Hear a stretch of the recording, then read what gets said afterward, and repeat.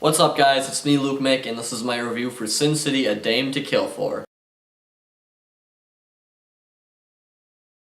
So Sin City: A Dame to Kill For is my very long-awaited sequel to 2005 Sin City, which is crazy to think that almost came out 10 years ago, a decade since Sin City came out. That's insane. Now Sin City: A Dame to Kill For was delayed. It was supposed to come out in October of last year, 2013, but instead it got pushed off to August of 2014 because Robert Rodriguez just felt the need to make machete kills. I don't know, I like machete kills, no big deal, but I was a little skeptical going into Sin City: A Dame to Kill For because of the big delay. And because it's almost been 10 years since it came out. I didn't know if it was going to be able to have the same punch, pack the same punch that the first film did. Now basically this movie picks up kind of right after the first Sin City film. There are three character stories that are focused on in Sin City: A Dame to Kill For. One of the stories is focused on Nancy, Jessica Alba's character after the death of Hardigan. The other one is focused on a new character by the name of Johnny, played by Joseph Gordon-Levitt, who has a lucky hand in the game of poker. And the third and basically the biggest story in Sin City: A Dame to Kill For surrounds the lives of Ava Lord, who is Ava Green in this movie, who is the Dame to Kill For,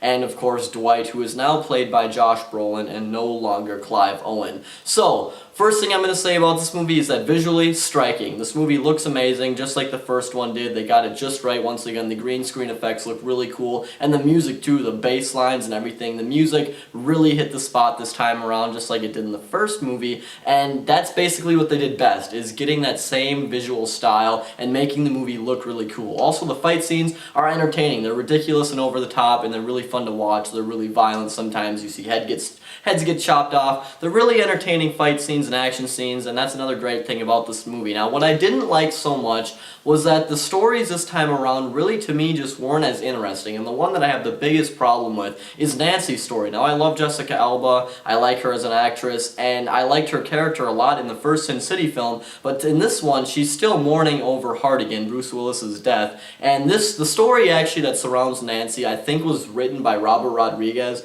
I don't think it was part of the original Sin City storyline in the graphic novel, so I think this is the one that's an all-new storyline. But honestly, Nancy in this movie was really annoying. She was just moping around the whole time, and she was just kind of going crazy, and it was just really ridiculous. It didn't make a lot of sense, and it's how they end the movie, and I just don't think it was a very good way to end the movie. But I mean, I don't know. I really wish I would have liked that portion of the film more, but I really didn't like it. One of the stories I did really like was Joseph Gordon-Levitt's story, who was the character Johnny. Like I said, he's got a lucky hand. He's a poker guy. There's some pretty intense poker matches with his character. He's a really nice addition to the cast. He did an incredible job for an acting performance, and I really liked that story. The other story, the biggest one arguably in the whole movie, is A Dame to Kill For, starring, of course, Josh Brolin and Ava Green. Now, Josh Brolin plays Dwight in this movie, and if you guys don't remember who Dwight was, he was Clive Owen in Sin City, and he wore these shoes. He wore my shoes, and Clive Owen was probably my favorite part of the original Sin City, so I was a little confused and disappointed that he wasn't going to be in the sequel, but it makes sense. And that story was cool as well. They definitely focused on that one the most,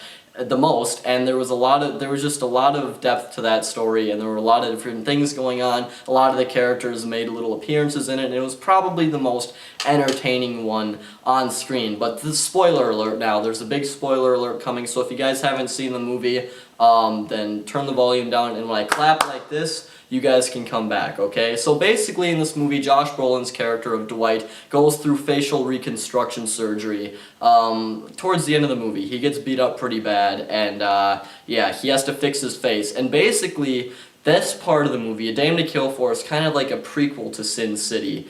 And what happens is they reconstruct his face, and he's supposed to be Clive Owen now, but for whatever reason, they weren't able to get Clive Owen back on board to be in the movie, so they just made Josh Brolin look like Clive Owen by giving him some stupid haircut that kind of looked like Clive Owen's, and I thought that was really lame. I really wish they could have just gotten the original actor back in there so people really knew that there was a difference, but honestly, he still just looked like Josh Brolin with a stupid haircut, and he did not wear the red shoes. So we're going to do the clap now.